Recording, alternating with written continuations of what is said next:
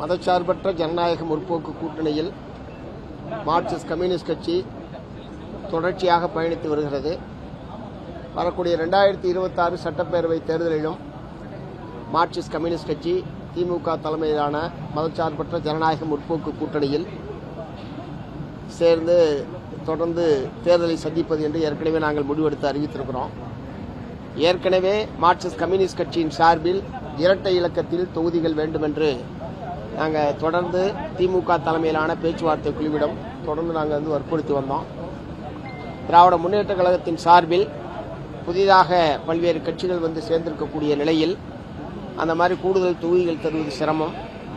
நீங்கள் தொகுதிகளை குறைத்துக் கொள்வதற்கு முன்வர வேண்டும் என்று தொடர்ந்து அவங்க வற்புறுத்திட்டு இருந்தாங்க. இத்தகைய சூழ்நிலையில் எங்களுடைய கட்சியுடைய மாநில குழு 2 முறை கூடி இந்த 6 தொகுதிக்கு மேல் என்பதை நாம் வற்புறுத்த வேண்டாம். இப்போது இருக்கக்கூடிய இந்த கூட்டணி வலுவடைந்திருக்கிறது. கூட்டணியில் பல புதிய கட்சிகள் சேர்ந்திருக்கக்கூடிய நிலையில் 6க்கு மேல் என்பதை நாம் வற்புறுத்த வேண்டாம். கடந்த 2021 சட்டப்பேரவை தேர்தலில் போட்டியிட்ட 6 என்கிற எண்ணிக்கையை பெறுவதற்கு பேச்சுவார்த்தை குழு முயற்சிக்க வேண்டும். கட்சி அதற்கான முயற்சிகளை எடுக்க வேண்டும் என்றுதான் எங்களுடைய மாநில குழு எங்களுக்கு அதிகாரத்தை அளித்திருக்கிறது. நேற்றைய தினம் இந்த பேச்சுவார்த்தை தொடர்ந்து நீடித்துக் கொண்டிருந்த நிலையில் நேற்றைய தினம் மார்க்சிஸ்ட் கம்யூனிஸ்ட் கட்சியுடைய அகில இந்திய பொதுச் செயலாளர் தோழர் MA பேபி உட்பட கலந்து கொண்டு நேற்றைய தினம் கட்சியினுடைய மாநில குழு கூட்டம் நடைபெற்றது.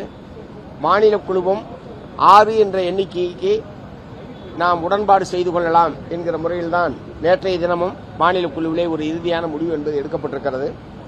இத்தகைய சூழ்நிலையில் இன்று மாண்புமிகு முதலமைச்சர் அவர்கள் அவரை நேரடியாக சந்தித்து இந்த தொகுதி உடன்பாடு சம்பந்தமாக பேசுவதற்காக அழைப்பு விடுத்திருந்தார். அந்த அடிப்படையில் முதலமைச்சர் உள்ளிட்ட பேச்சுவார்த்தை குழுவினர் அதே மாதிரி மார்க்சிஸ்ட் கம்யூனிஸ்ட் கட்சியின் சார்பில் நாங்கள் எங்களுடைய பேச்சுவார்த்தை குழு நேரடியாக சந்தித்து பேசியது.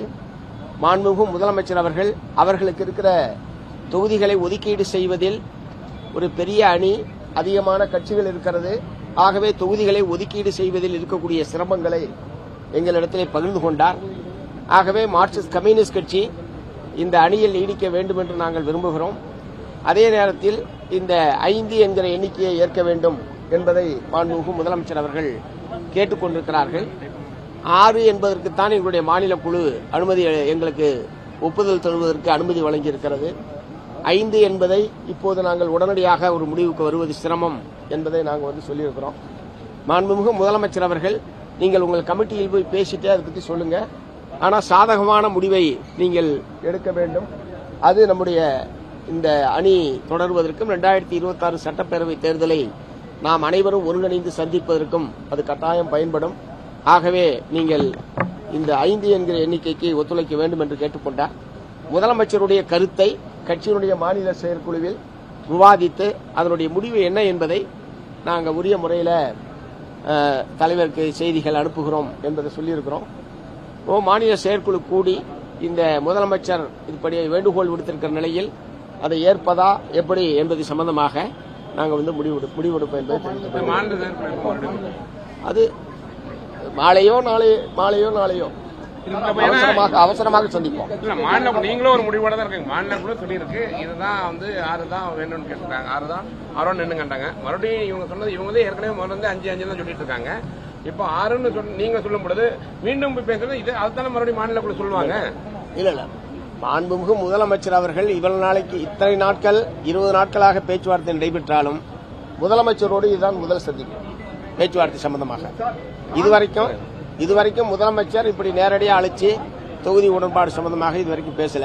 இப்ப அவருடைய வேண்டுகோள் என்கிற முறையில் அவர் தெரிவித்திருக்கிற நிலையில் அவருடைய வார்த்தைக்கு மதிப்பு கொடுத்து நாங்கள் கட்டாயம் பேசுவோம் என்பதை சொல்லியிருக்கோம். காங்கிரஸ் 3 தொகுதி எக்ஸ்ட்ரா கொடுத்திருக்காங்க அப்படின்ற மாதிரி நீங்களே சொல்லியிருந்தீங்க. அந்த விஷயத்தை ஸ்டாலின் அவர்களிடம் சொன்னீங்களா? அதுக்கு அவர் ஏதாவது பதில் சொன்னாங்களா? அவங்க கூடுதல் தொகுதி தரும்போது உங்களை குறைத்துக்க சொல்றாங்களே, அதை பத்தி ஏதாவது கேட்டீங்களா?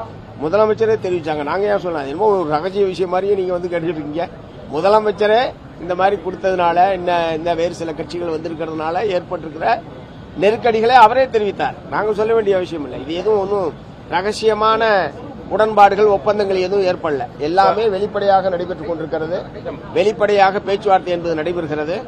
நாங்கள் செயற்குழு கூடி முடிவெடுத்து முறையாக நாங்கள் வந்து தெரியும். இந்த மார்க்சிஸ்ட் கம்யூனிஸ்ட் கட்சியை பொறுத்தவரைக்கும் எப்பவுமே உங்களுக்கு கூடுதலா தான் இருக்கும். முன்ன எலெக்ஷன்லாம் பார்த்தோம்னா மார்க்சிஸ்ட் கம்யூனிஸ்ட் கட்சி அதிகமாக தான் இருக்கும், இந்திய கம்யூனிஸ்ட் உங்களுக்கு கீழே தான் இருக்கும். இப்போ குறைஞ்சிருந்தது. இப்போ வந்து இந்திய கம்யூனிஸ்ட் கட்சிக்கு 5 இடம் கொடுத்ததுனால உங்களை அப்படியே கம்யூனிஸ்ட் கட்சிக்கு 5 இடம் தான் கொடுப்பேன்னு அந்த மாதிரி சிக்கலை கொண்டு வராங்களா, இல்ல மற்ற கட்சிகள் சொல்லும் பொழுது மற்ற புதுசா இணைந்ததுனால உங்களுக்கு கொடுக்குறாங்களா? ஏன்னா நீங்க தொடர்ந்து நீடிச்சுட்டு வரீங்க உங்க கூட்டணியில, அப்போ உங்களுக்கு அந்த ப்ரிஃபரன்ஸ் கொடுக்கணும்ல.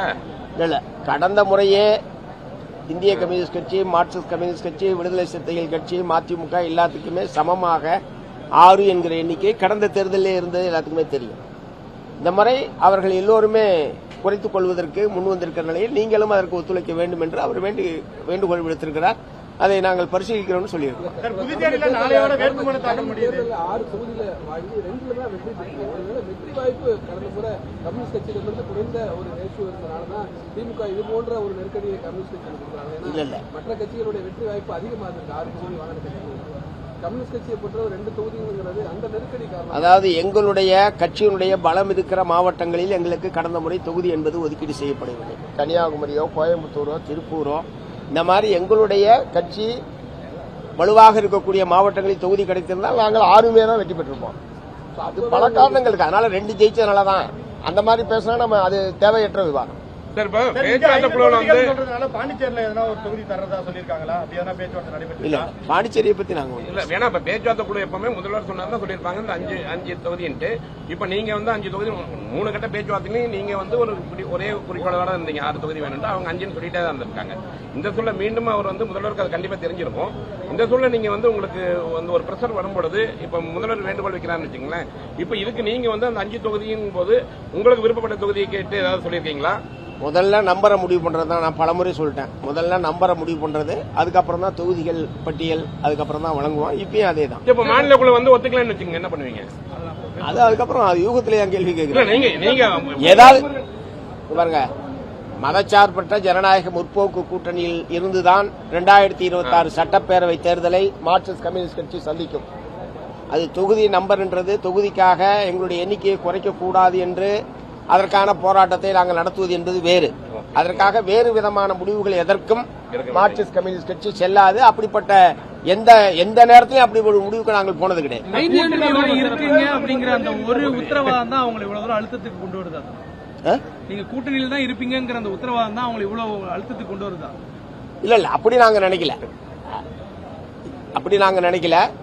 ஆனால் நாங்க வந்து கொள்கை பூர்வமாக எங்களுடைய தீர்மானத்தின் அடிப்படையில் இந்த அணியில் நீடிக்கிறோம். அதனால அவங்க எத்தனை தொகுதிகள் கொடுக்கிறார்கள் என்பதை பொறுத்து இந்த அணியில் நீடிப்பதா நீடிக்க வேண்டாமா என்று முடிவு செய்வதல்ல மார்க்சிஸ்ட் கம்யூனிஸ்ட் கட்சி. கடந்த முறை வந்து வலுவான தொகுதிகளை இந்த முறை அந்த தவறு அது தொகுதி பட்டியல் கொடுக்கும்போது பாக்கலாம் சார். சென்னையில இடம் கேட்டிருக்கீங்க, பெரம்பூர், மதுரை எல்லாம் கேக்குறீங்கன்னு சொல்றாங்க. சென்னையும் தமிழ்நாட்டில் தான் இருக்கு. கட்டாயம் நாங்க போட்டிடுவோம். நீங்க கேட்காம இருந்தீங்களா? கட்டாயம் நாங்க போட்டிடுவோம். சென்னையும் தமிழ்நாட்டில் தான் இருக்கு. இல்ல, அது எந்த தொகுதின்றது அதான் சொல்றேன். தொகுதி பட்டியலை பொறுத்த வரைக்கும் நாங்க இந்த தொகுதி எண்ணிக்கை சம்பந்தமாக உடன்பாடு ஏற்பட்டதற்கு பிறகு அதற்கான பட்டியலை வழங்குவோம். சென்னை உட்பட போட்டியிட வேண்டும் என்பது எங்களுடைய விருப்ப பட்டியலில் இருக்கக்கூடிய இதுதான். எல்லாத்தையும் குழப்பற மாதிரி இருக்கு. வந்து அவங்க 6 தொகுதின்னு சொன்னாங்க, மறுபடியும் வந்து 5 தொகுதி. குழப்பம்லாம் ஒண்ணு இல்லை சார். ஏன் நீங்க குழம்புறீங்க? குழப்பமே கிடையாது சார். எங்களுடைய மாநில குழு 6 தொகுதி பெற வேண்டும் என்பது எங்களுடைய மாநில குழுவுடைய முடிவு. மாண்புமிகு முதலமைச்சர் அவர்கள் 5க்கு நீங்கள் ஏற்றுக்கொண்டு ஒத்துழைப்பு நல்க வேண்டும் என்று அவர் கேட்டுக்கொண்டிருக்கிறார். மீண்டும் நாங்கள் விவாதித்து, ஏன்னா முதலமைச்சர் அளவில் ஒரு கூப்பிட்டு பேசி ஒரு வேண்டுகோள் விடுத்திருக்கிற நிலையில் அதை பற்றி பரிசீலிக்க வேண்டியது எங்களுடைய கடமை. நாங்கள் கட்டாயம் பரிசீலித்து முடிவு தெரிவிப்போம்.